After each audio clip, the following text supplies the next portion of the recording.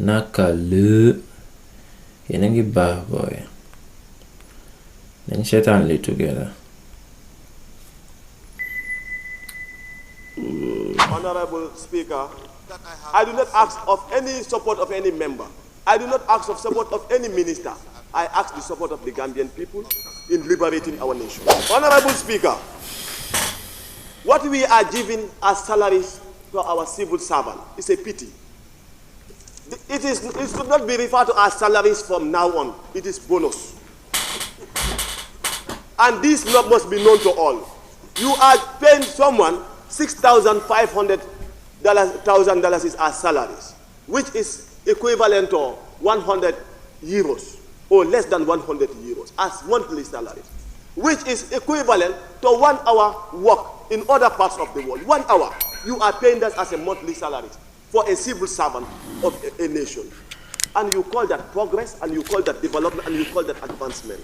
What we are talking about is about the realities that exist. These are not about making propaganda or anybody to support us. That's not what we are calling for. What we are talking about is the reality. I do not intend to please anybody, but our salaries for the civil servants should be restructured at all costs. Until and unless the salaries are restructured, then the National Assembly, we are not worth representing what we are representing. Ministers are not worth representing what they are representing. Because we cannot be giving bonus to our civil servant and call it salaries. How painful is it? For someone, a monthly salary, you receive $6,000, $10,000 as salaries. The least pay scale for our nation, according to evaluation, according to statistics, grade 1 government salary should receive nothing less than $19,000. How prepared are we as a nation to come up with those things? And how inflation is draining us constantly. We are not looking at those things. Inflation constantly draining us. Euro today is at the exchange rate of 74.25 euro today. 1 euro for $74. And we are happy with that. And we call that progress. And we call that development.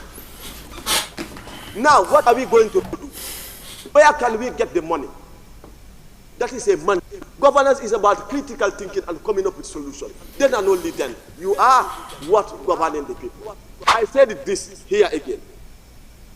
The protesters are on their right, and let them continue to protest. And if the judiciary remuneration bill is to come and National Assembly pension and salaries, we understand not, and we are against it today, tomorrow, and forever. You understand what you understand, and we will not understand, and you cannot force us to understand. Politicians continue to unite against the protesters, but the protesters will continue to protest as long as we live. And we said we are anti-judicial remuneration bill. We said it, and the young are determined to go against that. And even if I stand alone in an island, I am against it today, tomorrow, and forever. Even if I have to perish alone. That must be known to all. Fenude. Wallahi, sometimes then I may jahal lol how people survive in this country. Civil sector, grade 1 employees, ñu ngi leen a fay just $1,500 to $2,000 si month bi. Loo xam ne boo demoon Casa Afrique juice nga koy jëndee. It's like you're only giving them bags and pass at ndewo si weer bi. And this is why many Gambians then develop coping strategies to supplement their incomes. Parce que buñ ko defut seen waa kër xiif dana leen rey. School teacher bi fay wàcc morning dem beneen school afternoon. Nurse bi dana liggéey si ñaar wala ñetti hospitals pour mën a fay bill sami. Weccet yu bon yi ngeen di fay nit ñi moo tax fii kenn mënu fee nuru nit. Ñi rafetoon sax fañ commencé ñaaw ngir stress bu bari. Koo romb mu ngi ras. We are not saying dañ bëgg a em ak président bi salary. Liñ bëgg mooy ngeen am a wage policy that is based on fairness ak qualification. Inflation buy am si réew, salary should keep pace with rising costs. We cannot have billions of dollars coming in the country. Ngeen séddoo ko toog ñun ñu ne fi di fay tax comme ay mbaam. Réew mi li fi dugg si xaalis yépp bu jaaroon si right channel si teg si ngeen jub dana doon change lives of many Gambians. Waaye nit ñoo xam ne comme dëmm xaalis bu bari la seen rab yi di bañ a gis ku ne di ngër-ngëri. From 2019 nag léegi $28 billion moo dugg si réew mi. Waxuma million de billion dollars within 5 years.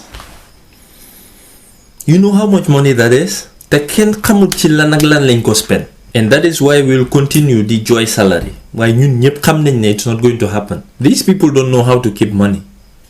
ñu mënta régler sa basic needs yaakaar nga ne danañ la jox more money to take home déedéet parce que amuñ xaalis koppar bee fi nexut and it's only because of mismanagement ak sàcc bu bëri private companies yaa fi xaw a tane te seen jutante bëriwul but ñoom seen salary bu bonee tamit logically doo mën a use the same argument to call for fairness parce que boo xoolee nu private business di doxee customers yi ñooy set wages by how much they value a particular product or service that a company provides and those customers dañ am free will to choose among competitors but government services demeewut noonu we are not willing customers to their services then you sort of coerced into buying like you must have a national ID and other documents wala sa dara du dox nguur gi taxpayers money la ñuy liggéeyee suñ xaalis la we should have a say in it and this is why I'm specifically speaking out for the civil servants kuy liggéey ci private company and legal circumstances there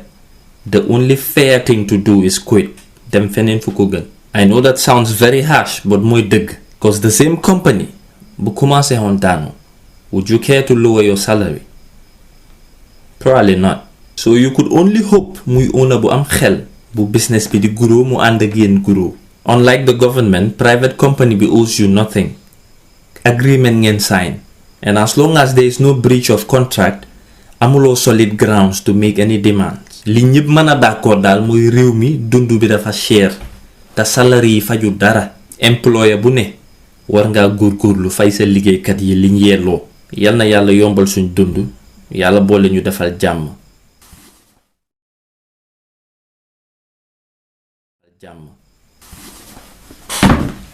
don't forget to like and share xam naa ne salary bu tuuti moom kalaasu Sidi Njaay gi yëguñ ko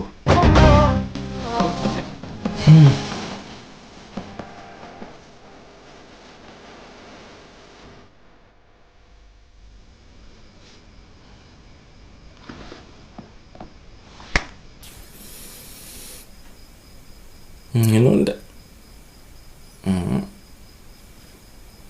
suñ dërëm bi la ñuy noosee nii nañ muñ rek 2026 kañ la élection bu des daal 2025 sax duggaguñ ci ba 2026 ndaw ñaari xat yu weex tot aywa yàlla defal jàmm